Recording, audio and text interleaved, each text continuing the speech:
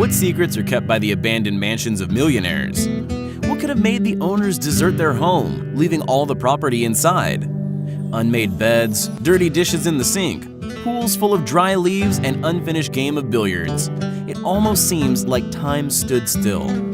Today, we will visit the most incredible and breathtaking abandoned mansions of millionaires, among which there is the house of Steve Jobs, Bruce Lee, and the mansion of Mike Tyson himself.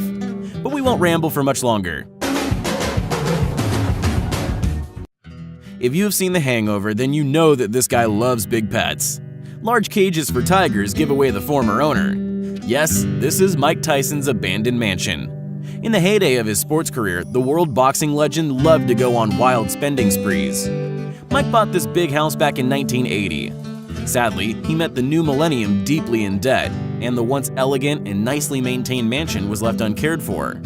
Tyson resided in the Ohio mansion until March 26, 1992, when he was convicted and sentenced to 6 years in prison for allegedly committing rape. Further problems with the law and a difficult financial situation forced Mike to put the house up for sale. In 2003, Tyson declared bankruptcy, spending over $300 million. By that time, businessman Paul Monat had already bought the luxury residence for $1.3 million. Monat never lived in the house and was eventually detained by FBI agents on money laundering charges. In 2010, businessman Ron Hemmelgarn bought the estate at an auction for only $600,000. Like the previous owner, Ron did not live a single day in the mansion. In 2014, 4 years after the purchase, he donated it to church employees who wanted to turn it into a sanctuary. Get the fuck out of here! Well, that did not happen. As of 2017, there is no church in the territory, and the mansion retained its original appearance. It has an incredible 1,250 square meters of interior space, once white and now worn carpet with zebra print, crystal chandeliers in all 5 bedrooms, a huge swimming pool, and an impressive backyard area with large enclosures for 3 Bengal tigers, once owned by Mike Tyson himself. Iron Mike, who still remains one of the most famous celebrities in the world, said that his popularity helped him to once again become a millionaire by making appearances before the public with stories about his life and career. Now Mike has paid off his old debts and tries to be very careful with money.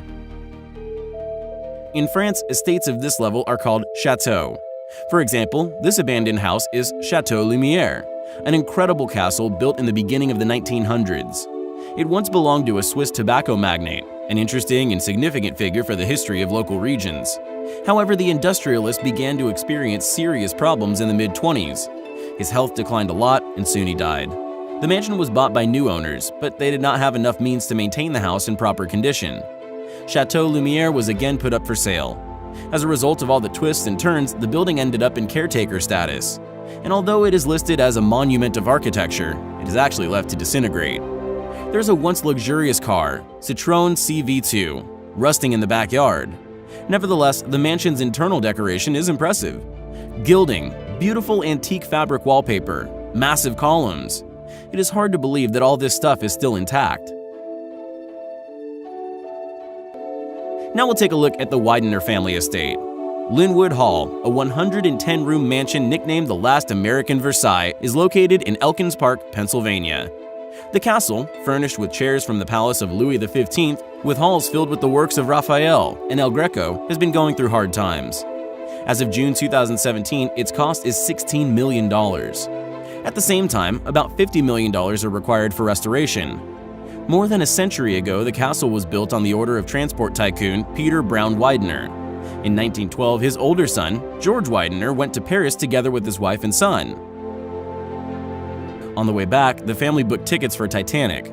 After the vessel collided with an iceberg, Widenar seated his wife and her maid in the boat number 4 and stayed on the sinking ship with his son. His father, Widenar Sr., died 3 years after the tragedy. It was reported that he was in deep grief over the loss of his son and grandson. Linwood Hall never got a worthy owner. This abandoned house looks as if it is frozen in time. Such houses are absolutely breathtaking, especially if you know that it once belonged to the famous guitarist of Pink Floyd, David Gilmour. Why did the musician leave his stuff and disappear, as if caught in a sudden natural disaster? Reportedly, an unexploded bomb of the Second World War was found buried under Gilmour's house. When getting settled in his mansion in East Essex, David and his wife did not even suspect that they had been threatened with a 70-year-old bomb all this time. The star couple was urgently evacuated from their house, and a special unit liquidated the threat.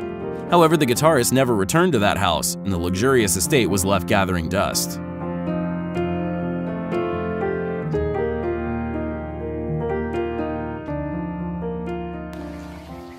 The house of a true legend does the same. The old abandoned house of Bruce Lee himself. It has been put up for sale. Prior to that, it was privately owned by billionaire Yu Penguin, who had initially turned it into a cheap motel with $25 per hour rooms rented out for unambiguous purposes, and then decided to turn it into the Actors Museum.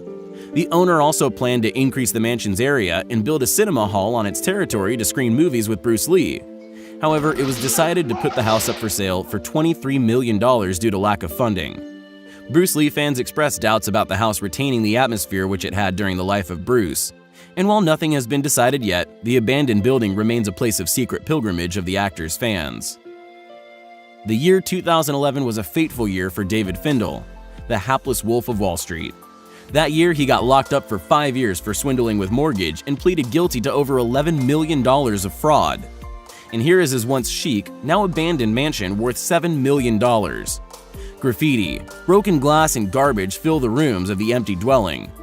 Findell wanted to sell it, but could not do it due to the attachment imposed. After he was released, there was already nothing to sell. A fire had completely destroyed the once beautiful structure. This abandoned estate, which celebrated its 100th anniversary not so long ago, has been revived, but just for one night. The famous street artist, Scentsy, and 40 other enthusiasts breathed life into the old house, arranging a night art show.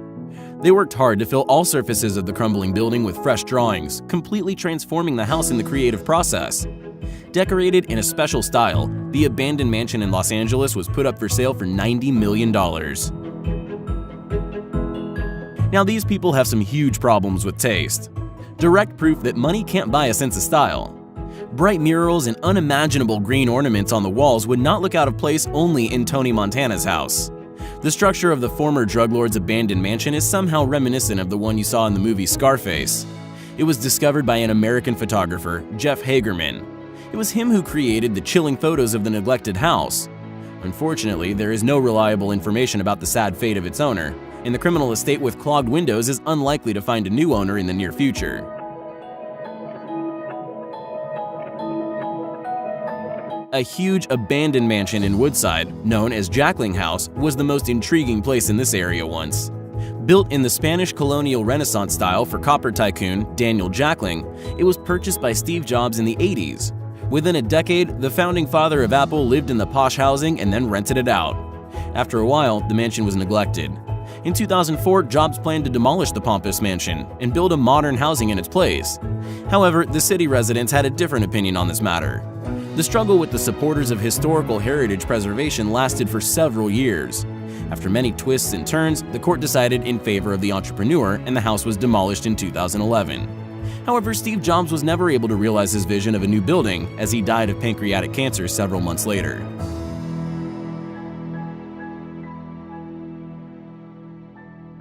In the English town of Peterborough, consonant with the Russian Petersburg, there is a rather spooky abandoned mansion belonging to the former head of the illegal biker club Bandidos, the second largest in the world. Its owner, drug dealer and biker Robert Pamet, has ended up in prison. While detained, he intensely fought for getting his property back. For now, his looted mansion is explored by thrill seekers and just ordinary guys with cameras.